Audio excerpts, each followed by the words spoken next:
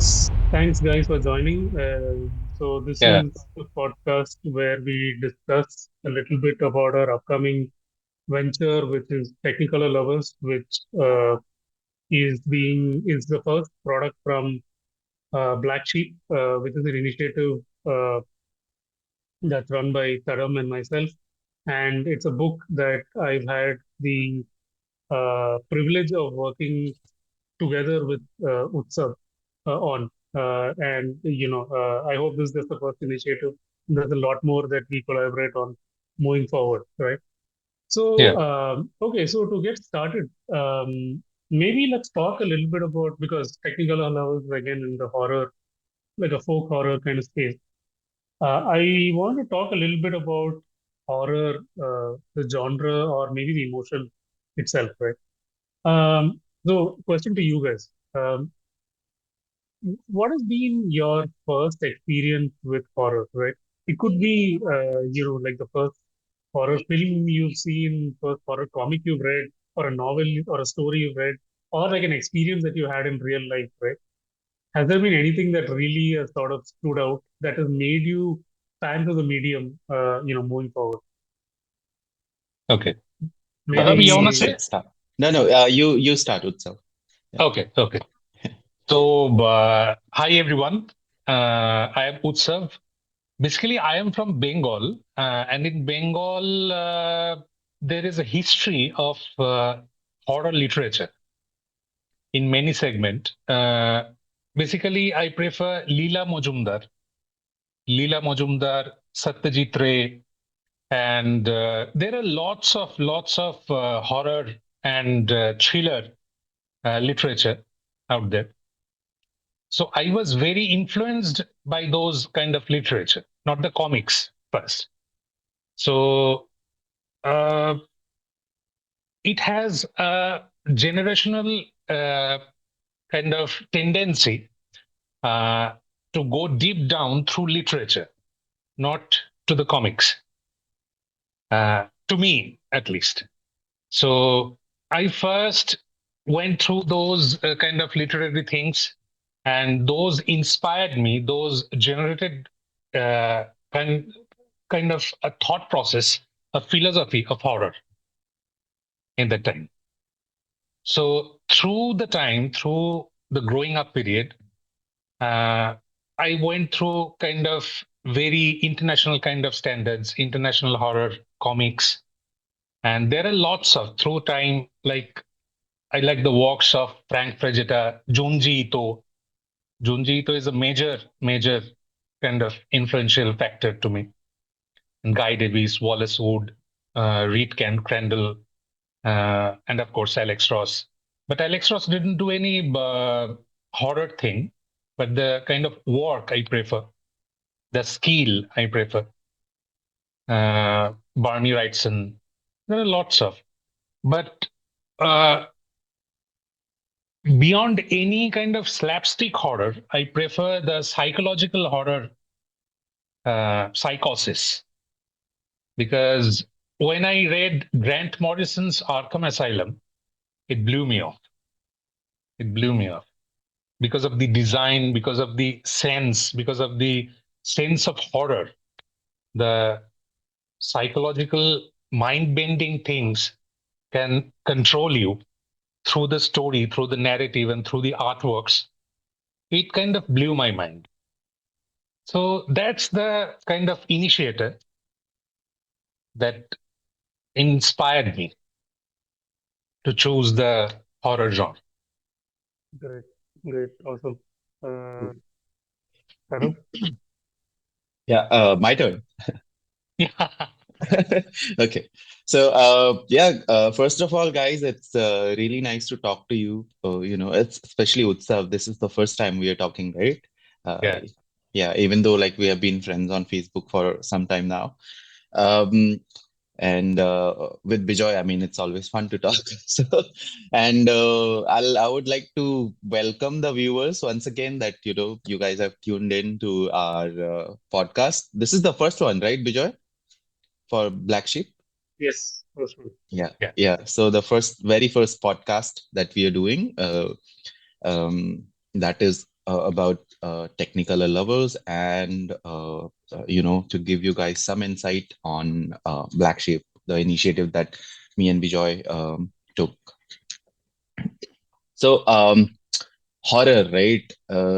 I would like to, give a disclaimer that I'm very thin-skinned when it comes to horror. I get scared very easily. Uh, and I think that is because I used to listen to a lot of horror stories from my grandma and my grandpa when I was a kid, right? So that kind of uh, I don't know. Those stories used to scare me shitless when I was a kid, and I think that just persisted as I grew up. So even very silly things, used to scare me as a kid. You guys must know about those Ramsey Brothers movies, right? Yeah. Yes.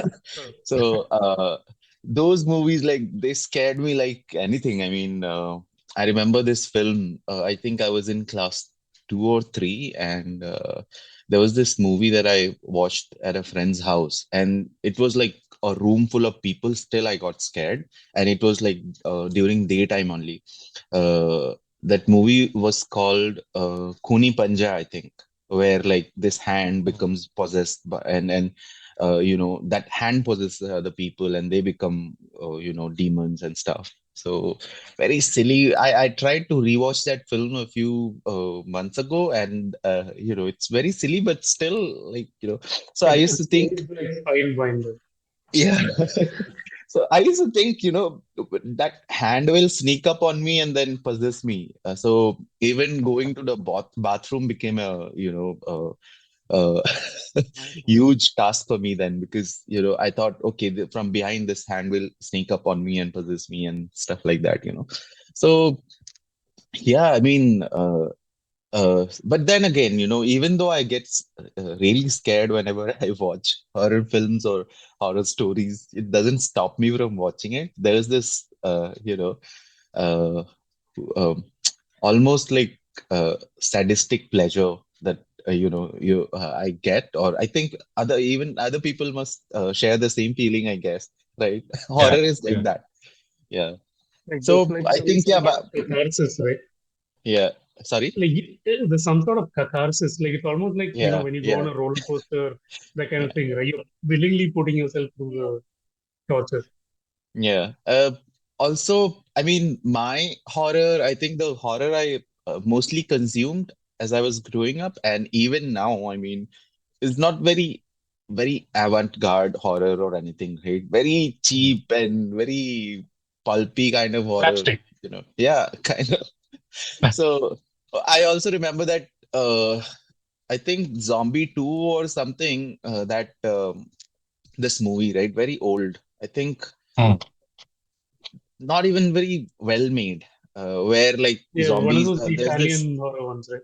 Yeah, I think that one. Yeah, yeah, yeah. Where like there's this island where, Mm-hmm. where like a doctor kind of treats people and then they bury them and then they wake up as, undead people, and then they just eat people, and, you have to shoot them in the head for them to die. Mm. And Mm. Mm. yeah, so even that one, yeah, very silly, but, scared me shitless. Yeah.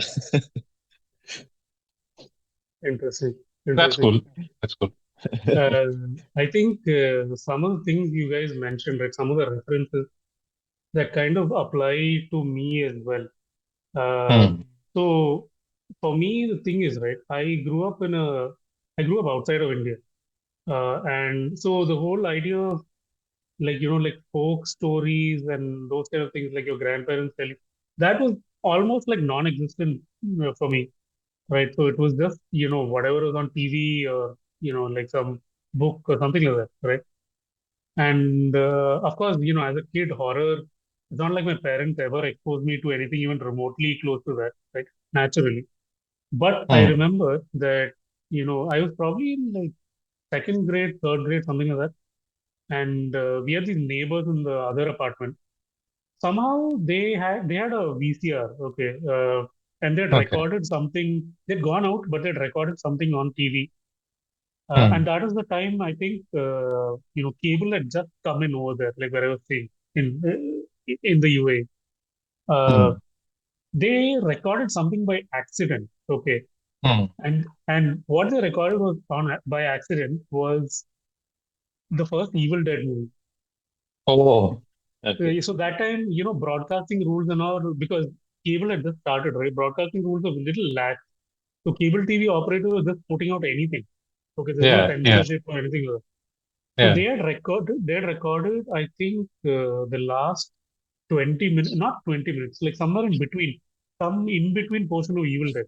Okay, which Okay. was, dude, for a child in third Yeah. grade, seeing Too that much. is, yeah. But then, that image, I still remember it. It's that one where the girl gets possessed, right? And she becomes like this doll face Yeah. thing. Yeah. And then I also remember there's a part where, Ash finally takes the Necronomicon, the book, and he throws it into the fire. And there's a Hmm. Mm, space that comes on the book and it starts like distorting and all of that. And all of mm, the Deadites, right, around him, even their faces start distorting the same way. mm, It's Yeah. like that visual did something to it. Okay, like you cannot get those things out of your head. So this is one. This is one instance that stuck with me. Second one was again like a completely left field movie. Okay, it was Superman 3. I don't know if you guys have seen yeah. Superman 3, but Superman 3 has a moment where I don't remember who they are. There's like a scientist and his daughter or someone who go to this lair, like some underground lair where there's a big machine, this giant machine. Mm, mm, mm, And what happens is this machine comes alive and pulls the girl towards it. Okay, and the girl gets electrocuted and she turns into a robot. mm, mm, Okay, so mm, the scene where I think what they were trying to imply was Brainiac, right, from the DC comic thing. But of course, they didn't have the budget to call it Brainiac or whatever. So it's just a robot, right? mm, But yeah, that moment where that woman, like the way they show it, right, she gets electrocuted, then she opens her eyes are like white. And there's all this chip circuit board markers on her face. Man, that mm, like really scared. I saw it again recently. It's like nothing, mm. like nobody gets scared by that. But at that point in time, yeah, it did something. Okay, it's like whoa. Okay. And then of course, the other references of Ramsey brothers. Definitely Z horror show was a big influence. I was not allowed to watch it, but I still remember the visuals. I remember like Mm. episode one. Okay, ZTV launched with Z horror show. That was one of the first Yeah, programs yeah, that they yeah. did. I remember it's so goofy. Okay, like this is pregnant lady, right? But Mm. she's been possessed by a demon or something. So the demon is speaking from inside the womb. Okay. So think like, a pregnant lady's stomach, but it's like somebody's face, like under it. And you can see it talk. Oh. It's so goofy, but these things just stick around. And then, there's this thing that the more you deny a child certain kinds of things, the more obsessed Yeah, the child becomes with it. So yeah. when you shut a child completely out of horror, that child becomes like a horror hound when they grow up. And I'm talking about myself, right? So, Mm, mm, yeah, at some point I started just over consuming horror. I just like completely, focused, addicted, without watching everything. And, that's how we ended up here on this podcast. mm, Right. mm. So yeah, so that's basically my sort of journey into this. And of course, literature, eventually when I started reading comics, yes, Arkham Asylum was one of the seminal things, right? That showed me that even within a genre like a superhero genre, you could have visuals like this that evoke a completely different kind of emotion, right? Yes. Similar with Hellspawn. Not Spawn. I mean, Spawn I started reading, but I wasn't too much into it, but I remember this particular Even series called even Hellspawn. Bijoy, even Black Hole, Charles Barnes, Yeah, Black yeah, Hole. yeah, of course. Which Mm, I that's read that also. quite Yeah, later, like in yeah, 2018 or 19, I read that. yeah, Yeah, so all of these, yeah, so that's okay. That's I think a nutshell our journeys into horror, right? yeah. So again, like in terms of mm, uh, things that have influenced you, right?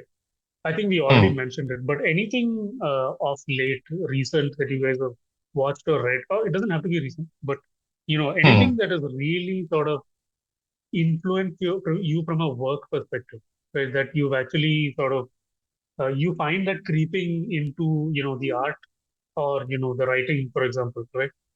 Any Hmm. any creators or any books or movies, anything that you want to call out? What's up? Uh, yeah, I can share one thing, one experience. Uh, I did a video art in around 2017, 18. So I went to NRS Hospital, Nilratan Sarkar Hospital in Kolkata. So I filmed there. There are 14 dead bodies and only dilapidated, mane head cut off, body cut off. Uh-huh. And I was the director. I was the director there. And there with me, there is one cameraman and two assistant directors. So they are all just like they they're out of their mind, basically. Seeing those 14 dead bodies, there are 8 doctors there to help us out that we get fainted or not. But I was the director, I was the leader, so I have to kind of generate kind of a passion to do that work, do the shoot. It was very intense because it in that room, in that only that room, there are 14 dead bodies, totally dilapidated. So that was the one creepy moment in my life. That's the creative instinct there, but still you have to do it with this creepy psychology, with these creepy attitudes, and create a kind of creative thing. So that's one moment in my life. Interesting. Yeah. My God, that is scary, man. I mean, I can't even imagine going to, a place where, like, there are dead bodies lying around with parts of them HOD, the cut off. HOD in that college asked me, Utsav, are you okay? Are you Uh-huh. familiar with this kind of thing? No, I am Mm-hmm. not familiar, but I'm Mm-hmm. tensed. My God, if I go to a room like that, it's going to scar me for the whole life. I mean, Yeah. my God. Okay. So Um, I love horror. I love uh-huh, horror. uh-huh. I Yeah, love yeah. good things, but I prefer, from work perspective, I prefer psychological horror Mm-hmm, mm-hmm. because it cuts you deep. Correct, Yeah, correct, correct. yeah. Uh, in my case, I don't know much about influence, because I haven't read a lot of horror, either in comics or literature. And also, like, I haven't really done a horror book yet, so But Opportunity, mm, sorry, opportunity. yeah. So, but you know, in the recent years, I have been following Mike Mignola's work a lot. Mm. And Yeah, if you want to, like, call his work horror, Hellboy yeah, and of course, of course. Definitely. stuff, yeah. So I really like the way he plays around with shadows and Yeah. the kind of environment that he creates. So I Mm. think that is something that has influenced me in the recent years. I'm really trying to, like, understand how he plans his Mm. compositions and how he plans his shadows. So yeah, Mm. that is something I Right. think.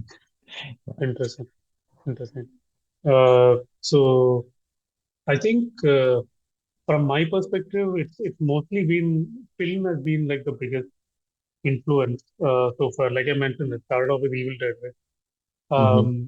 But I think where the interest really sort of turned into obsession was, I think it was around 2008, 9, around that time, Yeah. when, I really started watching a lot of films and all that, especially now that I was working at that time, my first job, and I had access, I had internet and all of that. I started, watching a lot of horror. That's when I discovered this thing called the French New Wave. I'm not sure if you guys are aware of this. So, around in the 2000s, right? At least horror from a, let's say, an American film lens. it had turned very much into like these very commercial slashers. Okay, because you had Scream that had come out at that time, which became like a sensation. And then there was a lot of Scream clones that followed, like, I Know Yeah. What You Did Last Summer, Urban Legends, all of that. Mm. So the American horror space was kind of saturated with that. And there was like this visceral reaction from the general creative community that this is not just what horror is, there's a lot beyond this. And I think where it really exploded was in France and, like places like Spain and all of that. So France, a bunch of directors came together and said they rejected this convention. And they said, we'll show you what horror is, right? Yeah. So there will be films, which I'm not sure if you've seen it, but films like High Tension. Then there's another one called Ils, which is translated to Them. There's Mm. another one called Inside. Martyrs was another one, very popular one. Um, these were extremely graphic, like brutal, like even today. Okay, like I'm saying, Mm. they hold up even today. Extremely Mm. brutal, like and violence delivered in a way that was completely unconventional to how the Americans were doing. So the American way Mm. of doing it is, they kind of build up the suspense to a point where even through the soundtrack, something is going to happen. Okay, Mm. like okay, the knife is going to plunge in right now, right? But the Mm. way the French guys deliver it is, they just slammed violence into your face at moments that you were least expecting it, and in ways Mm. you were least expecting it. So that made the impact a lot more brutal. Okay, so and it wasn't just about the violence. Okay, it wasn't just about that aspect. What interested me the most was these guys were talking about issues that conventional mainstream cinema generally, especially genre cinema, doesn't talk about. Things like class divide, right? Or things like loss of a child, Yeah. or what else was there? High tension was about dissociative identity disorder, right? The twist is just mind blowing. You guys should still watch it. Mm. That's the moment when I got the idea that horror is a medium to communicate serious messages, right? It's a medium, right? Uh, but the underlying core is always there's always a very serious message. The Yeah. monster Yeah. or the killer or whatever, right, is just a Yeah. metaphor for that message. Okay, Yes. and these Yes. guys have used it so beautifully, right? Which Yes. unfortunately, in the American movies at that point in time, in the 2000s, was kind of little lacking. I Yeah. felt so. That's what really got me hooked into this. And then because I started with French, then I sort of expanded my ways into other stuff like like Mm. Southeast Asian horror and like Japanese horror. Not all of them work for me, of course, but this is what really sort of set the stage for me to sort of take horror a lot more seriously than I'd seen Yeah. it earlier, right? Yeah. So yeah, so that's some of the influences. So have you Um, guys seen Lars von Trier's films? last Lars von Trier? I've seen a few of them. Na- Antichrist. I want to say the oh man, Antichrist yeah, movie. Oh, yeah, I've seen that's it. that That that's a beautiful yeah, film. I'm getting visuals as I think about it. Visuals which I don't want to think about. Yeah, it's yeah, Last I Frontier like is that kind of horror because definitely it gives you it slaps you really hard. correct, correct. And there's a lot Conceptually, psychologically, artistically. correct. It's see that's what I think. Uh, ho- Horror or basically any genre that brings about a discussion, right? Like Yeah. yeah, things to talk about, right? It actually sort of puts perspectives into people's heads, right? That's the kind of art that everyone should be doing, right? Like unlike something that has a single perspective, right? And hey, this is how it's meant to be, and this is how you should consume it as well.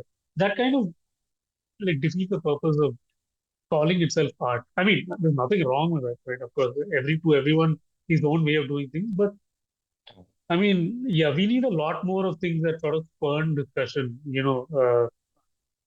Puts brings about different points of view and pits those points of view against each other, right? There are lots of vacant spaces that we can explore for the horror Definitely, genre. definitely. Yeah, definitely. Yeah. Which kind of brings me to my next question around the state of horror in India, right?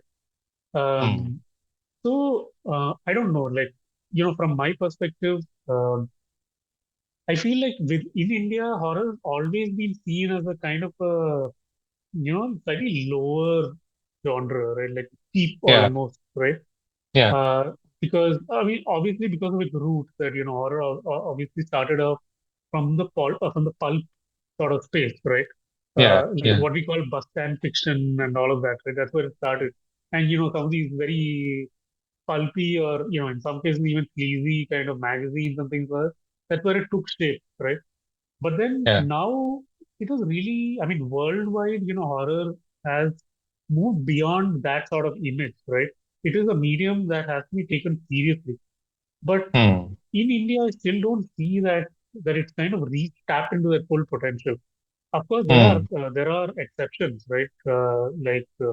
In film, if you take, unfortunately, there's a handful of them that you can call out in the Indian space, right? Like obviously, the first name that comes to mind is Tumbad, stuff like Yeah. Tumbad, Yeah. right? Yeah. That's I Or wanted. some of Ram, Yeah. or Hmm. some of Ram Gopal Verma stuff like Rak and Booth and all of that, Dannamana and all of that, right? Uh, yeah, even in Gopal Malayalam, for Verma example. really explored horror. Yeah, yeah, definitely. Yeah. Even in Malayalam, for example, recently there was Brahma Yugam. Things are changing, but you know, this is not Very reached slow. like the mainstream. Okay, Yeah. like there's a very small niche audience for these things. A lot of people are still stuck to the whole Stree 2, Yeah. Yeah. the Munjia, that kind of uh, I don't know, like, what do you guys think about this? Do you think, the way things are going right now is going in the right direction, or what do you think is the change that you want to see, right? Whether it's in literature or like cinema, right? From a horror perspective, is there anything that you any change that you'd like to see, or do you feel like what is happening right now is perfect? This is the way it should be moving forward.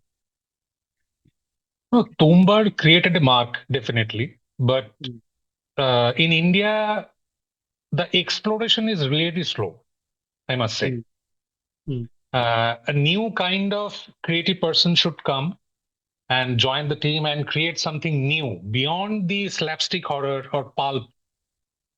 They have to explore the Indian scenario also, because India is a kind of, it has very depth in literature, in ambience, everything. From every perspective, there are lots of issues from where you can get your inspiration from.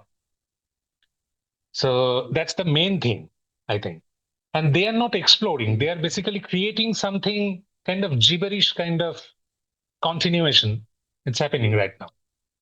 mm, So what Tadam say, Tadam, just, Well, I mean, uh, I was just thinking when Bijoy mentioned, like, what in Indian context, like how the horror thing is going. So then tried to think, like, if I could think of any other films besides Tumbad and Brahmayugam in the yeah. recent times, and I really can't find something that has like stuck to my mind. So recently I have seen Street 2 because I saw the first part and I loved it and I went to see it, and I mean, apart from one scene, the introduction of that main villain, right, Sarkata, Hmm. I don't Hmm. think there are any sequences in that film which, like, make you feel scared. And for a thin-skinned guy for horror like me, even I did not get scared. And so I don't know. And the recent film, Bhool Bhulaiya 3, it's supposed to be a horror comedy, but then, again, no horror, and, just very comedy that doesn't feel like comedy, just yeah. very. So yeah, in a nutshell, I can't really think of something that, has stuck to my mind, I think, apart from Tumbad and Brahma Mm. Yugam. Yeah. I agree to the point of three, right? I'm sure like the three of us here agree. I mean, have the same Mhm. point of view about it. But it's actually an unpopular opinion considering the amount of money it has made, right? Yeah. Yeah, I honestly I hated Spree 2. Spree Mhm. 1 I liked. Okay, Spree 2 Yeah. I hated it simply because I felt that the same thing you mentioned, right? Like the horror in there is just a gimmick, right? I mean, Yeah. Yeah. okay, if you take out the horror, right? If you strip away the horror, the comedy, the rest of it is just a mid comedy film. Okay, just a Yeah. Yeah. mid one. It's not a great comedy, mid. Okay, and the horror is thrown there just as a gimmick. Look, if people, the comedy doesn't work for people, then at least okay, like one or two jump scares, right? Yeah. Uh, it's like that. Even Munja, right? Which also made a shit ton of money. Same thing, Mhm. Hmm. like what I didn't like is it? that movie. Same, like Me what, neither. like Hmm. why is this so? I didn't get it. Like I was like really scratching my head. Like why is it so popular, right? Why are people Hmm. liking it? So Hmm. I'm kind of sensing that things are, and you know, maybe in one way it's a good thing that this, horror plus something is happening right now. At the moment, it's comedy, right? Because at least horror is in the spotlight in some way, right?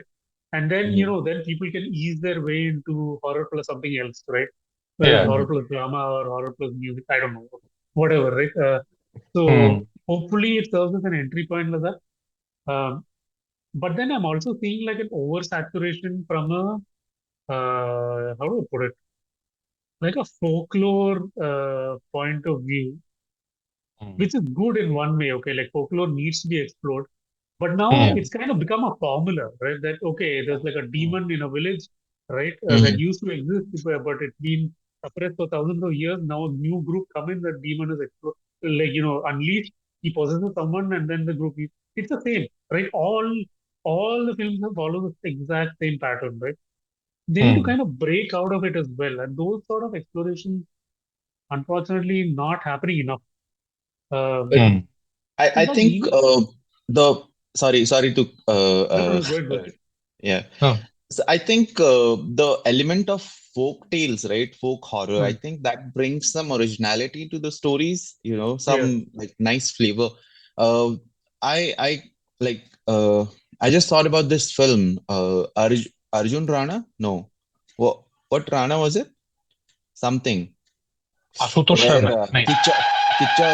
Sudeep was the Oh, lead yeah, yeah. guy.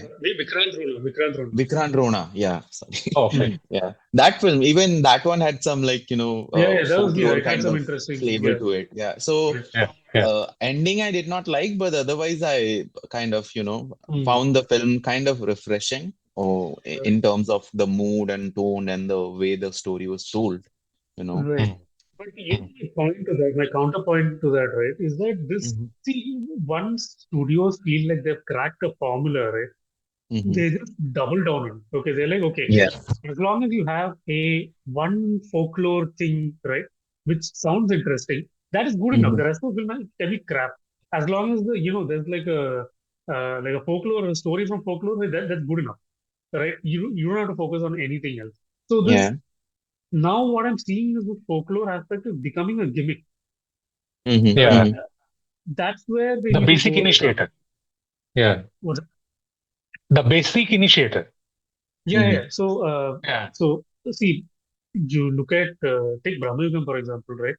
See, Yeah. Brahmayugam Yeah. has that folklore thing about Chatterjee Hmm. of the Hmm. devil, so Hmm. called, right? Hmm. And him trapping somebody in the house, right, forever, whatever, right? Hmm. But if Hmm. that is all they had focused on, and they're not focused on the rest of the story, and weaving everything together, it would have been a crap film, right? Hmm. Yeah. Which is what is happening with 3, 2, and Mundia, right? All they care about is, Yeah. oh, okay, there's a concept there, and we are safe. Right? Rest of the film Hmm. can be mediocre, nobody will care, right? Hmm. So, yeah, this is my conflict with the thing now that yes, I want more folklore, right? But folklore shouldn't become a crutch, right? In Yeah. fact, when was the last time you saw like a city based Indian horror film? A Hmm. good one. Hmm. I don't remember. I think the last good one I saw was that 13B, the one with Madhavan, you remember? Like he's Mhm. like they're living in this apartment and they watch the serial every day, and the serial basically starts mirroring everything that's happening in their real life. Yeah. Yeah.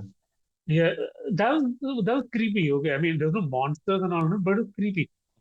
And so that's the thing, right? In India, it's not just everything that happens in a village, right? There are different diaspora, different settings, right? And we need to explore all of these things. I mean, you can have a horror film that's set in a high-rise apartment, like a posh high-rise apartment, that's as scary as something that's set in a like an ancient village, right? 13B But was remarkable film in that sorry, time. 13B was uh, a really remarkable film in that yeah, time. yeah, that was very popular. Yeah, so that's what. So this sort of exploration to find these spaces that can invoke horror, that's missing. Yeah. And that's where I see Southeast Asian cinema is doing really, really good. Okay, Yeah. like they're exploring not just the folklore, right? But they're taking the folklore and implanting it in settings that you won't Yeah. expect it to happen, right? Yeah. In fact, you guys may have heard of this concept of liminal spaces, right? Which is like this completely mundane space, like a bus stop or like an apartment complex, a corridor, a train, right? Which you encounter every day, but it can evoke a sense of horror in you. Something about it is tweaked and is off, Mhm. right? And Mm. Mhm. that's exactly what Southeast Asian, like horror in Southeast Asia is doing very, very well, right? Mm. And because we are sort of liberally borrowing from Korean cinema, I feel that's a cue we need Mm. to take, right? Take some of Yeah. those, bring that in here, right? Yeah, it's Yeah. a great area. I feel, that's something that we need to start exploring next. In fact, even, maybe as part of Black Sheep, that's some of the stuff that Yeah. we should Yeah. be doing. I hope Yeah, we will do that. talking about Black Sheep, I think we should talk a bit about the first release from Black Sheep, right? Technicolor Lovers. So, Yeah. Bijoy, I would like to ask you, like, where did the idea for Technicolor Lovers come from? And, just if you could just walk us through it a bit, because So, I myself am a reader. I mean, even though I'm part of Black Sheep, but still, like, yeah, yeah. please. So, okay, it's a bit of a long-winded story, but I'll let you know. There's going to be some name dropping in this, okay, like some cameos of people you Mm-hmm. know. So, in 2010, right? That's a time when I seriously started pondering creating comics. Okay, that time I was firmly set on becoming an artist. But then, of course, later on I realized that if I don't spend time drawing 12 hours a day, I won't become a great artist. Right? So I left that and I moved into writing. Uh, Mm. so 2010 anyway. So 2010 was also the year that you may remember this particular Indian comic book anthology called Comics.India that Yeah. Bharat Murthy Yeah. released. Mm. In that, right, one of the stories in that was by this gentleman called Sudeep Menon, who was also Mm-hmm. starting off his career as an artist. He drew it. He wrote and Mm. drew it. Okay, that Mm. was it was a noir basically it was a noir crime story about this bald gangster who doesn't speak. Okay, his name is Mm. Vasco and all of that, right? That for some reason, right? I had read Sin City and all of these things before that, but when I saw like okay, noir with slight supernatural slash horror influence and set in India, right? That sort of opened some gate for me. Okay, which I don't know, I should have done it like a lot back, but it didn't happen. It happened when I read this. I'm like, oh, okay, I didn't know you could do stuff like this. Okay, you can create stuff like this. So I sort of started becoming more obsessed with, like this overlap of noir and horror, Mm. within an Indian context from that point onwards. Okay. Then I started reading a little bit more and, um, I got obsessed with this serial killer called Otto Shankar, which you Mm. guys know. Mm. He was a serial killer who used to drive an auto rickshaw, used to abduct and Yeah. kill, women, all of that. And most interesting part was he's obsessed with cinema. Yeah. Okay, Mm-hmm. the guy did these crimes because he was living in a realm that was between the real and real world. Okay, he couldn't Mm. really tell the difference between the two. Uh, Mm. so Otto Shankar, okay, influence, right? Mm. And then I read this book, this anthology. It's published by this publisher called, I think it's called Akashic Book. Uh, it's called it's called the Noir Anthology. Okay, so Mm. they have collection of short stories from cities all over the world. So they have things Yeah. like New York Noir, Brooklyn Noir, blah blah blah blah, Tel Aviv Noir. They also have two books called Mumbai Noir and Delhi Noir. You guys should really check Mm. it out.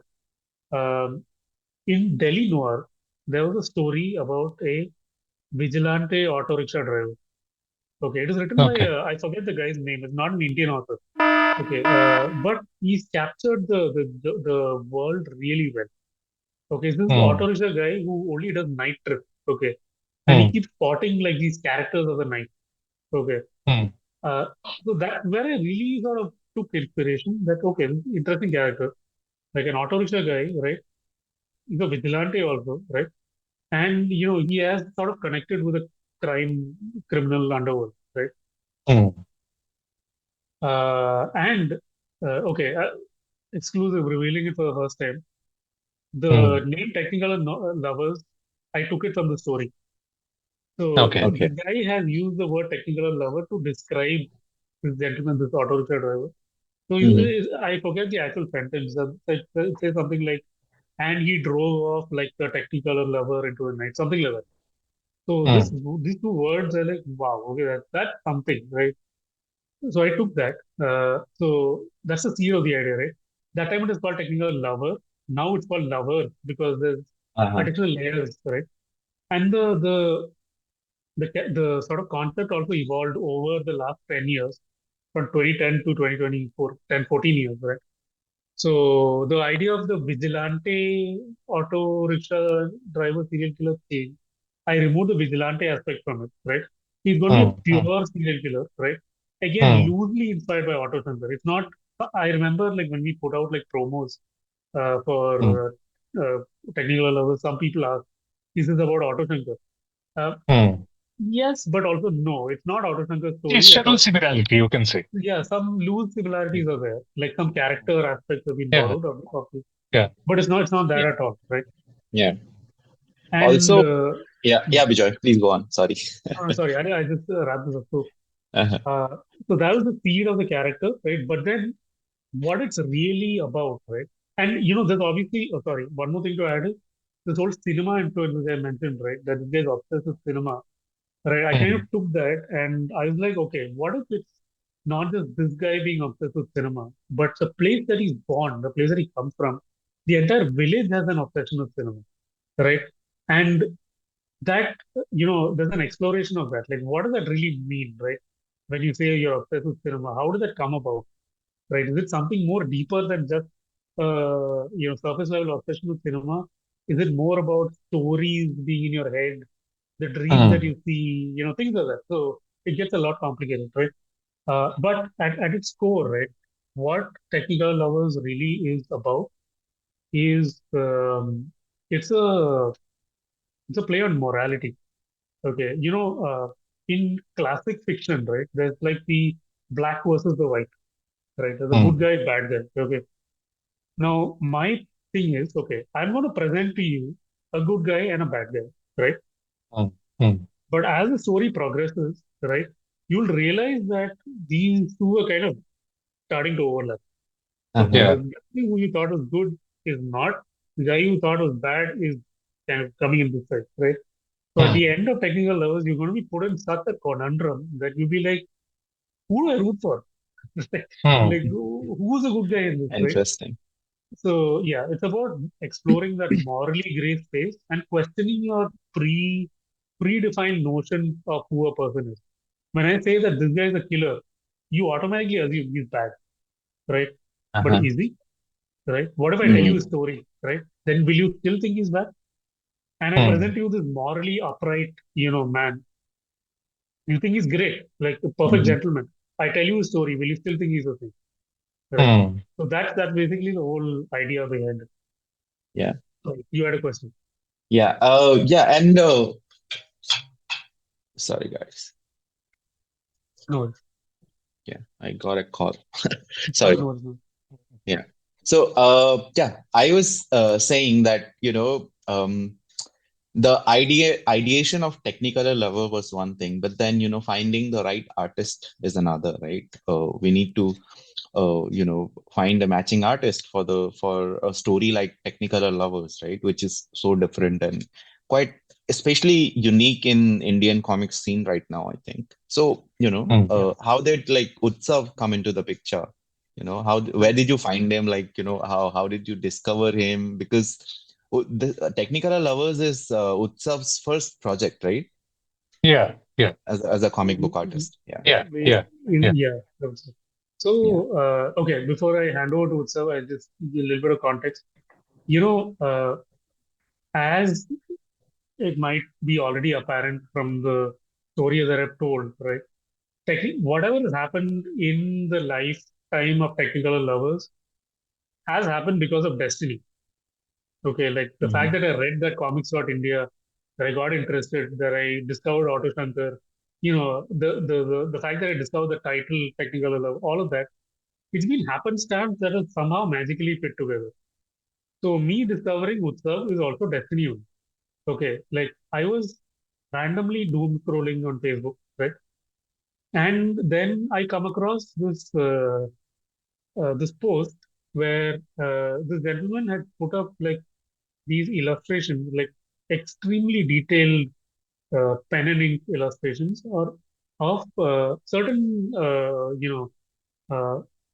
historical or pop culture figures. I don't exactly remember, but Okay. um, From the Inktober and series, I think. I think so. And these are postcards. Okay. Uh, Yeah. so, and what really caught me was line work. Okay.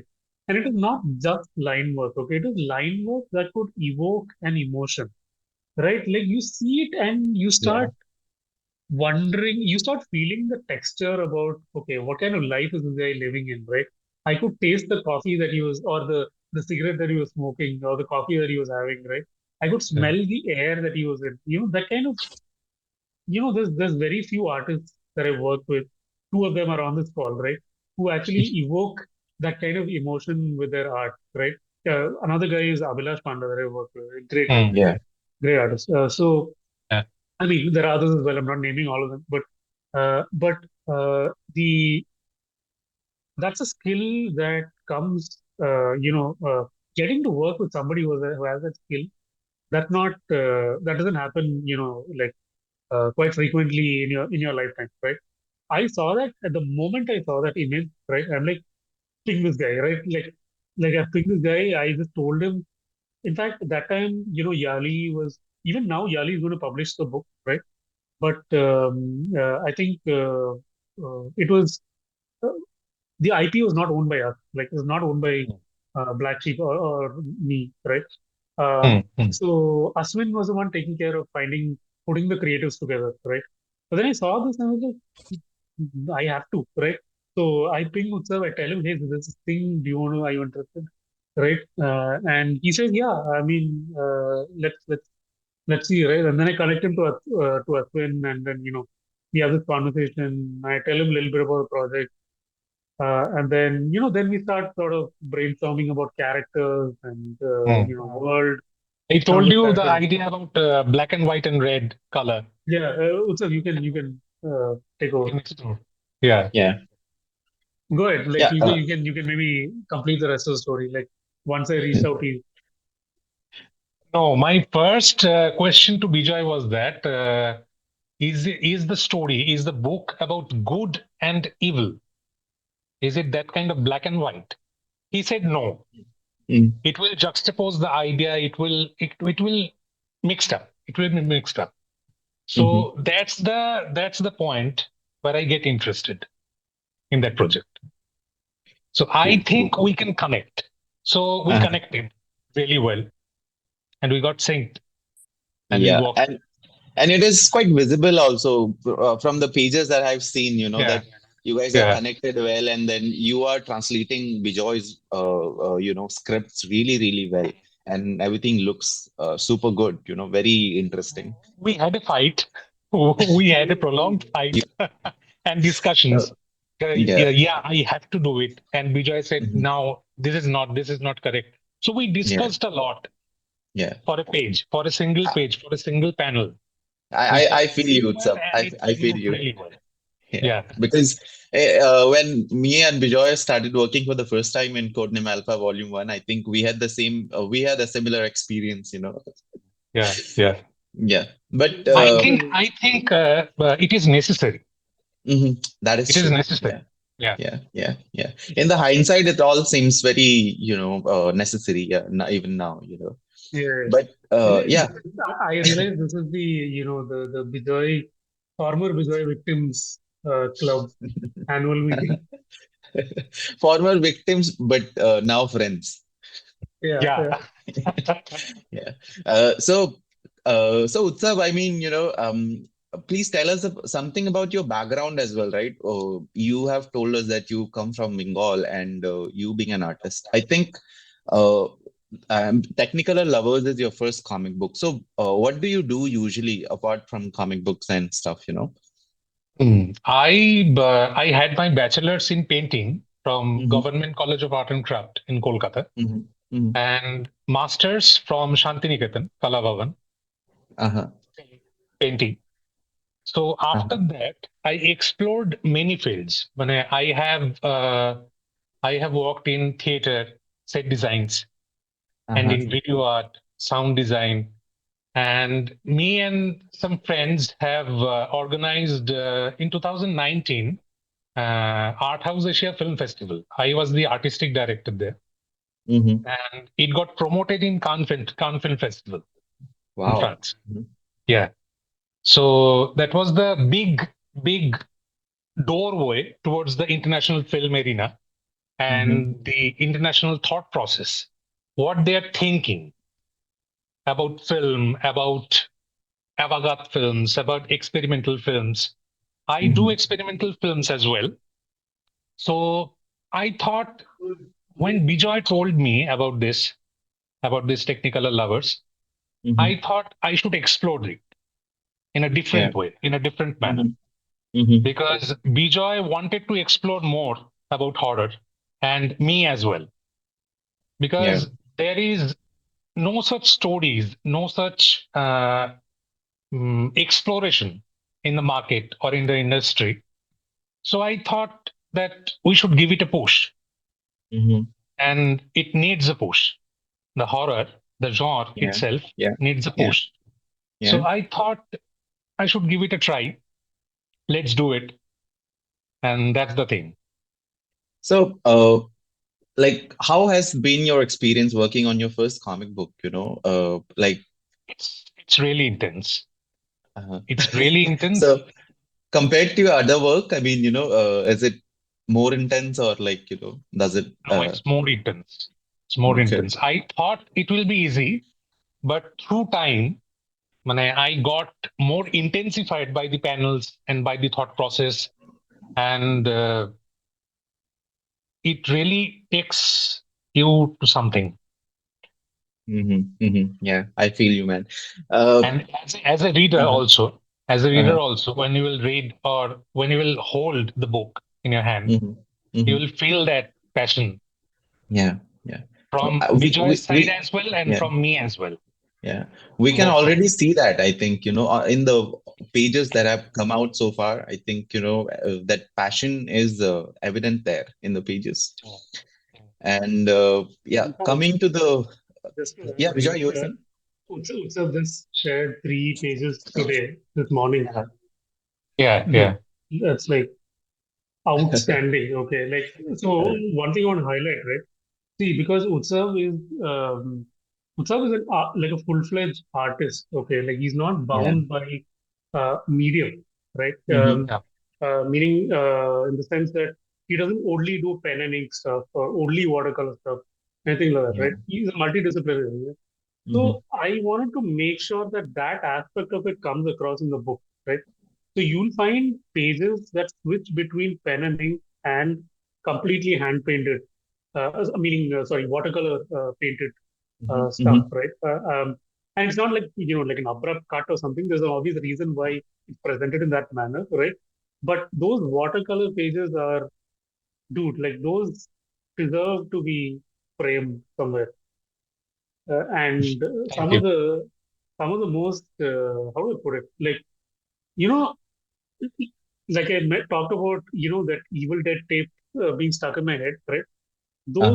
Those are the kind of visuals that I got, right?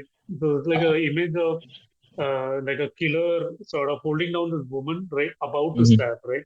Hmm. Things Mm, like that, mm. or whatever he shared today, which is like a brutal, like a fight sequence, right?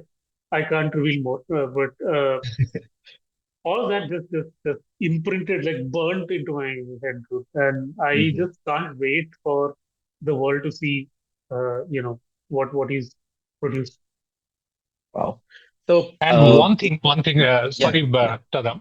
no One thing problem. Please go on. I told Bijoy and Ashwin from the beginning that we should treat this book not as comic book but graphic novel, Uh-huh. because graphic novel has a serious mindset and serious kind of mindsetter and Yeah. audience.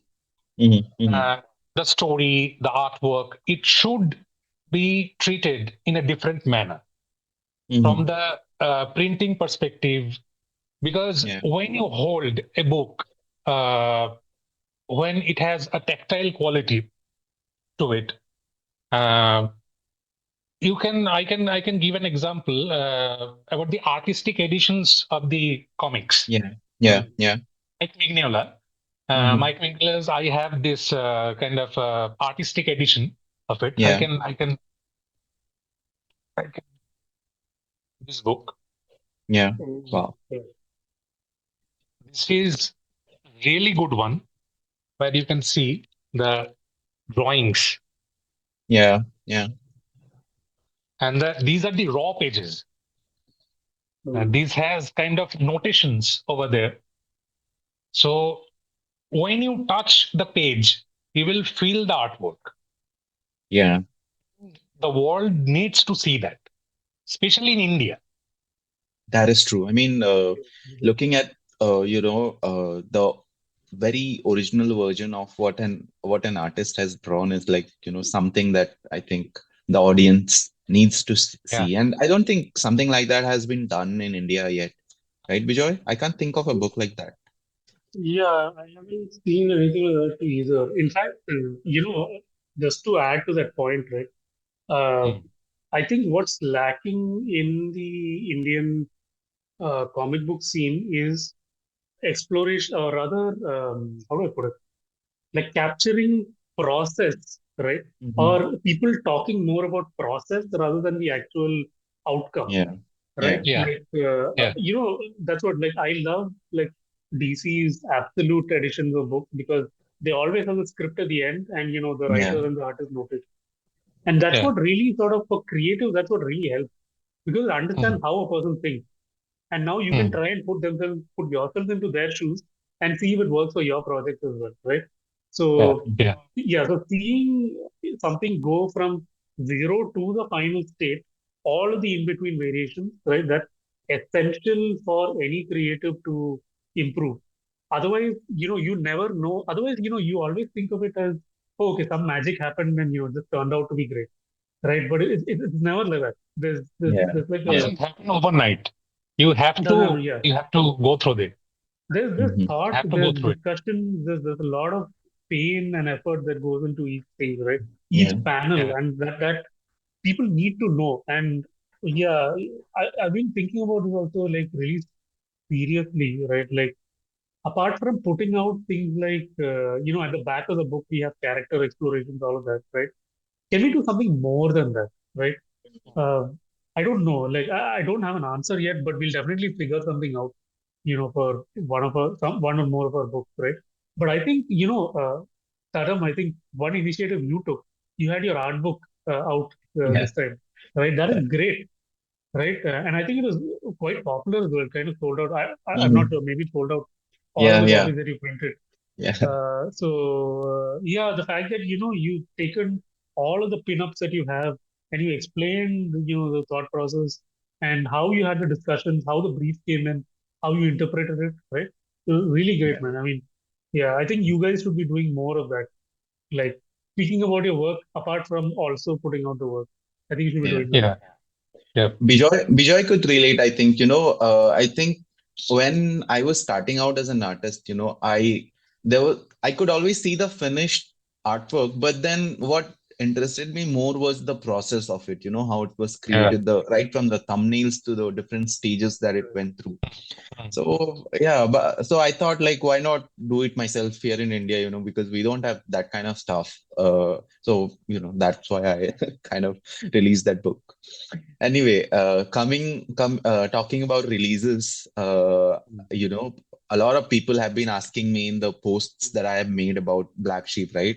When is the book coming out? Technicolor Lovers, when is it coming out? And what stage is it in currently, Very good question.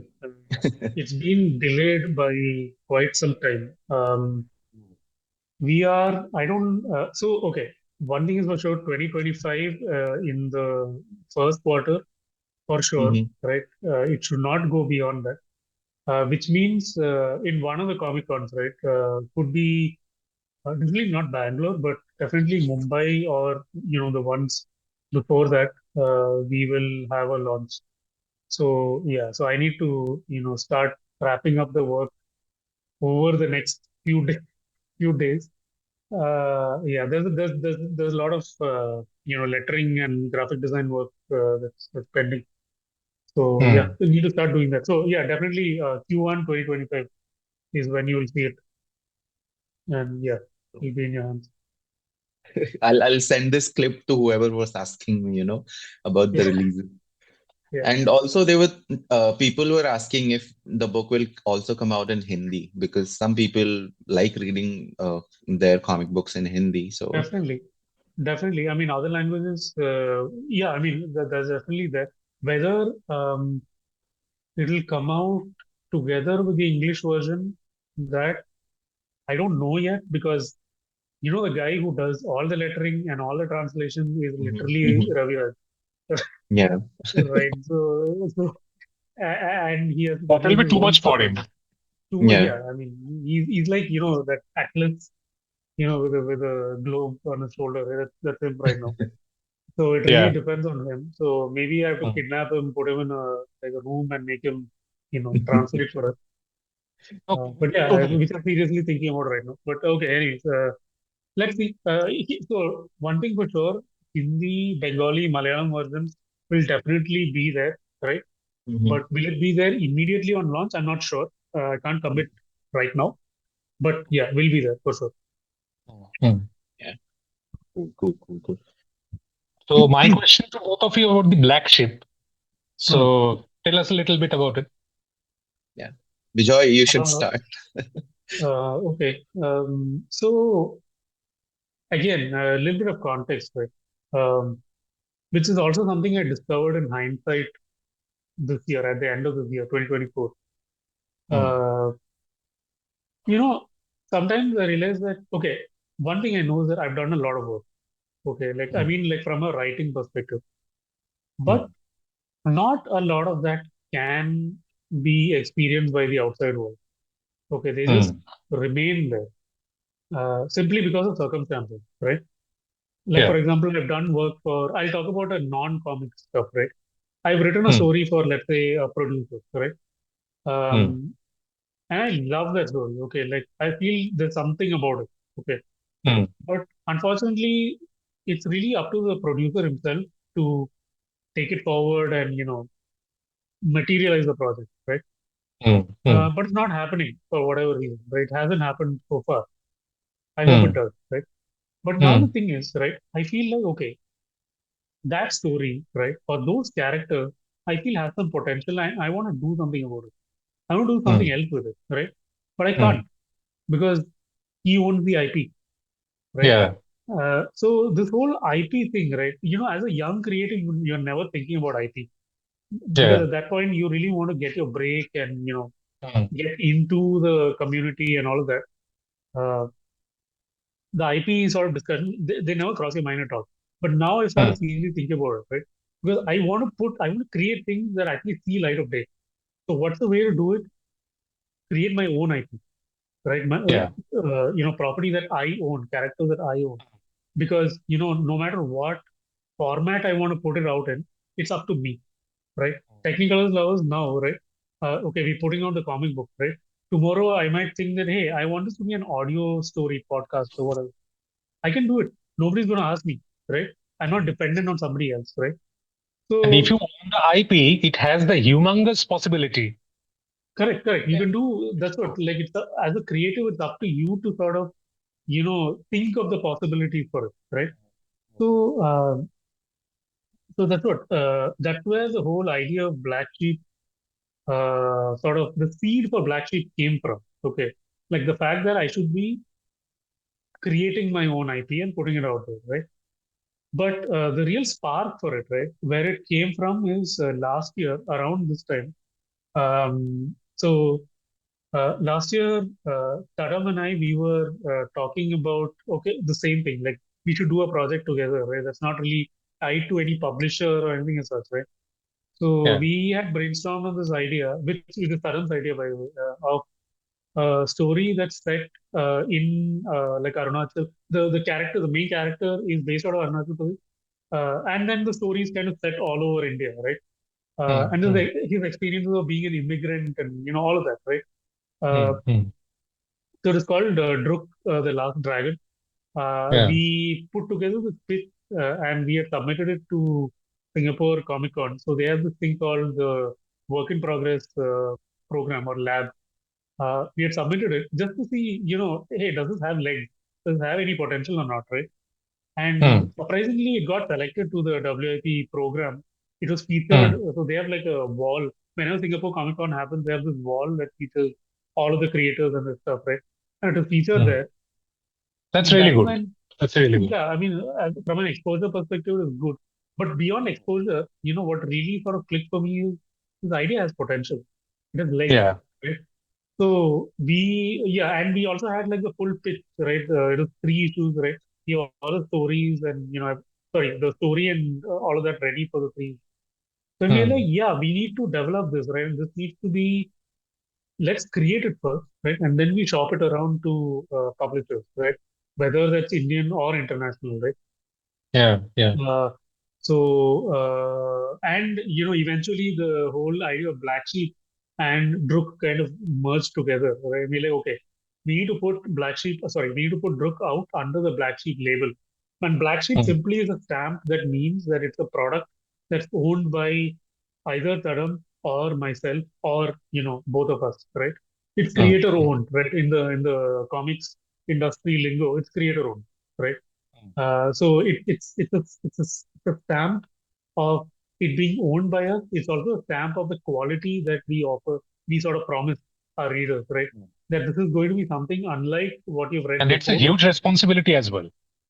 Absolutely, absolutely. Yeah, Because yeah, like if you put something out there that's substandard, right, kind of Yeah. sticks with Yeah. you as a creator, Yeah. right? So Yeah. it's really sort of nerve wracking, right? And that's also the reason why it took even a year for me to commit to the fact that Black Sheep was real, right? Till then it was just my head.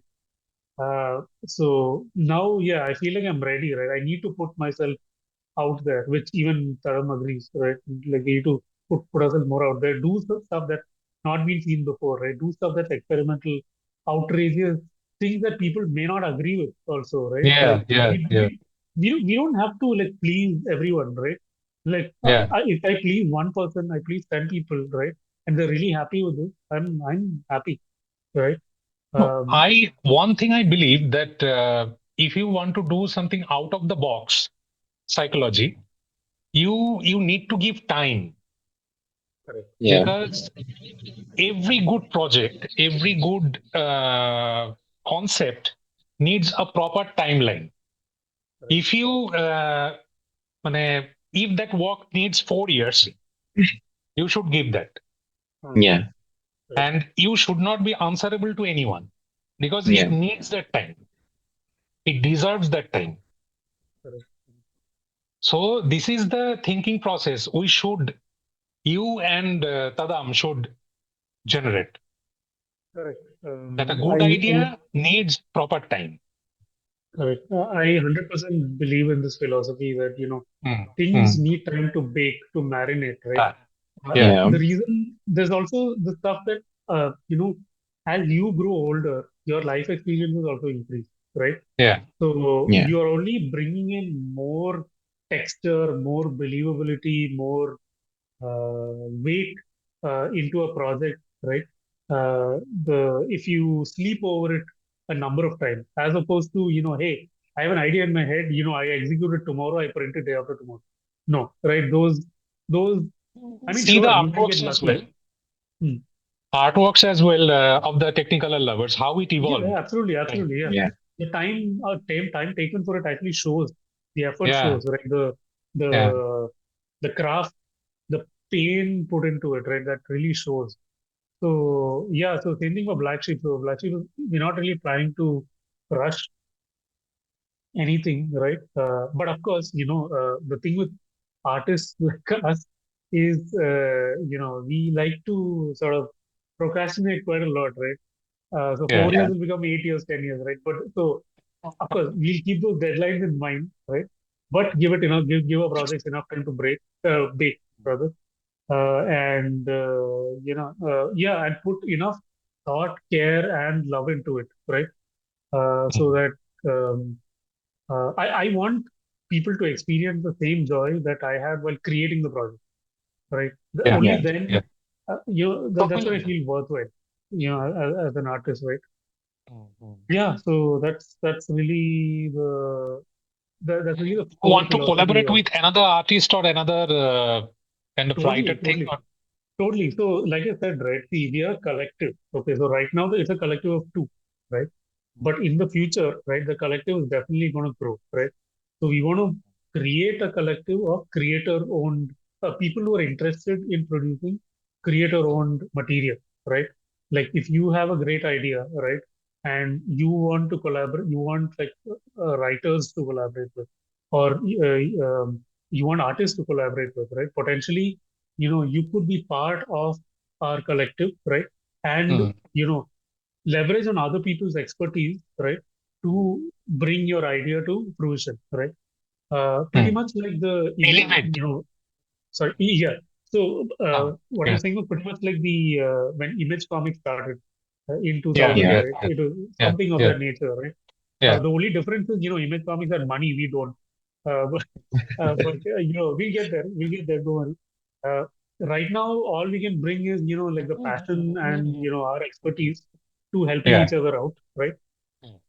But yeah, once the proof is in the pudding, right? We have projects out and people have seen what we're capable of, right? Then hopefully we'll get to that stage, right? Fingers crossed. Uh, yeah. So, Utsab, you know, one Yeah. the collective, may become three in the future, may become four, right?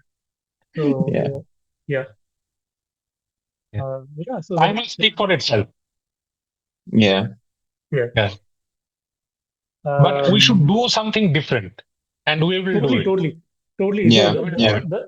that's the thing, right? Like even see, okay, my again unpopular opinion, but my gripe with the current comic book scene, right, is that the same gripe I had with Indian horror, right? Which Yeah. is we are using a lot of crutches, right? Which is Mm-hmm. one thing that's popular, right?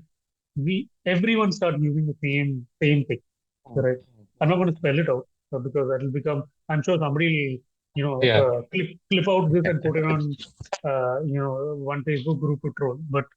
Yeah. But we're seeing this happen already, right? That one particular angle sort of works or is remotely popular, then everyone just sort of jumps on that bandwagon without ensuring that your product as a whole is solid, right? You need to Yeah. put care and thought into writing, into the art, into your graphic design, everything. Holistically, it needs to be great. It's not just the idea that needs to be great, right?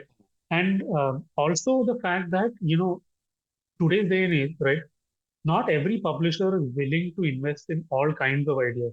Some ideas Yeah. Yeah. people find either simply doesn't gel with their philosophy or the kind of books they want to produce, right? Mm. Or sometimes they're a little wary of touching that space for obvious reasons, right? Politics, it's inflammable, right? Political, religious, Mm. all of that. Not that we have any intentions to create some sort of communal issue or something like that. But I'm saying, like with some sensitivity, right? Certain issues can be presented in a way that's palatable to everyone, right? Without Yeah. fanning any sort of flames, right? So those are the kind of things that we want to produce as well. In fact, if you look at our announcement, right, so there are four projects that we had announced, right? Yeah. The first one, of Yeah. course, being Technicolour Lovers, right? Yeah. Which also I believe is in a space that's not been explored before in Indian horror, right? It's folk horror slash serial killer slash psychedelic, somewhere in that space, and completely different art style and all of that. Drop again, it's an immigrant story, right? It might be a kung fu, not a kung fu, like a martial arts story, at its heart, but it's also about the immigrant experience, right? That a lot of people, we read it in the newspapers, but Yeah. we don't really talk about it enough, right? And we don't really have enough heroes from that space. So we really need a hero, right? Or heroes, from that world that we've not Yeah. really heard much about. Third one was what do you call it? Third one was the Tales from the Deep, right? So Tales from the Deep is basically an anthology. It's again like a horror, kind of like a horror thriller anthology. Six stories about six ordinary individuals who are forced to go through extraordinary circumstances, right? Mm. But there's like a underlying reason behind it. There's a reason that kind of connects all these six individuals together, which you'll only discover like much later, right? Mm. Mm. So yeah, so something in that way is an anthology. Mm. Again, the plan is multiple artists, right? Written by me because unfortunately there's only one writer right now. Mm. Mm. But Mm. I want to bring more writers on board. But let's see how that Mm. pans out, right? But different Mm. artists Mm. or different styles, all of that. And then the Mm. last one is Om, the Path of God, which is, again, like I said, could get slightly controversial. I don't know, right? But it's at its heart, it's a sci-fi sort of story. But Mm. what sets it apart, right, is that it's two stories that run in parallel. Okay, one is Okay. a dystopian sort of story, and in parallel, there's a murder mystery. Okay, that's set in heaven. Okay. Imagine a murder mystery happening, in all the godly planes, right? Heaven, Mm. hell, Mm. all of that, right? Mm. So That's interesting. it's two of Mm. those, and there's obviously a connection between the two, right? Mm. Mm. Yeah, and I won't reveal more. We'll do that, No, no, no. Don't. at a later date. So, as you can see, right, all of these four sort of lie within completely sort of almost like left field, right? It's not what you're anticipating, um, Mm. or things you anticipate. The usual when you compare it to usual the other books that are coming out right now. So we're intentionally sort of trying to, as our tagline states, right, Mm. dare to Mm. stray, right? We're straying away from the beaten path, right? Yeah. Oh, keep the It suspense. Yeah, totally. So it may work, it may not work, it may resonate with a lot of people, may not resonate with a lot of people, doesn't matter. What matters is that Mm. these are stories that we believe should be told. And Yeah. whenever you have a strong belief that something needs to be out in the world, you just put it out in Mm. the world, right? And then, destiny takes care of the rest. Yeah. So that's the plan for Black Sheep moving forward. Yeah. That's really good. So That's really good. That's really good. And so wishing you best. Wishing you both the best. And congratulations. thank you so much. Thank Yeah. you. Do your All right. best. Yeah. Thanks so much. So thank you guys for spending so much time on this podcast. It was a lovely discussion. I wish it could have been 6 hours, but I know you guys are live, unlike me. So we'll probably continue this another time when we have something more, to Hmm. share. Probably when the book comes out, or one of the books comes out, or, any other important Yeah. announcement coming up. So yeah, Yeah. once again, thank you guys, and thank you for everyone who's listening to the podcast. Yeah. So yeah, happy. Wait, I think this is going to release next year. So I don't know, Happy Republic Day or whatever is upcoming occasion. So yeah, stay safe, chill, and enjoy. So yeah, Keep thanks, Yeah. guys. creating. We are working very Okay. hard on releasing the books pretty soon. So yeah, Right. keep Yeah. That's the main thing. keep an eye out for that as well. Yes. All right. Thanks. Okay. Yeah. Thank you so Okay. much.